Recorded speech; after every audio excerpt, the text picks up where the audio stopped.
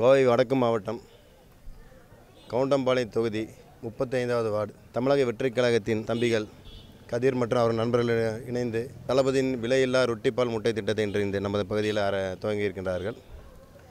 கோவை மாவட்டத்தில் தற்பொழுது வடக்கு மாவட்டத்தை பொறுத்த வரைக்கும் 18 இடங்களில் வந்து தளபதி ரொட்டிப்பால் முட்டை திட்டம் சிறப்பான முறையில் நடைபெற்று கொண்டிருக்கிறது. தளபதியின் நல்லாசியுடன் மாநில பொதுச் செயலாளர் புஷி ஆனந்த் அவர்களின் அறிவுறுத்தின்படி அனைத்து வார்டுகளிலுமே தளபதியின் விலையில்லா ரொட்டிப்பால் திட்டத்தை துவங்க திட்டமிட்டுள்ளோம். அதன் முதல் கட்டமாக இன்று 35வது வார்டில் வந்து துவங்கியிருக்கிறோம்.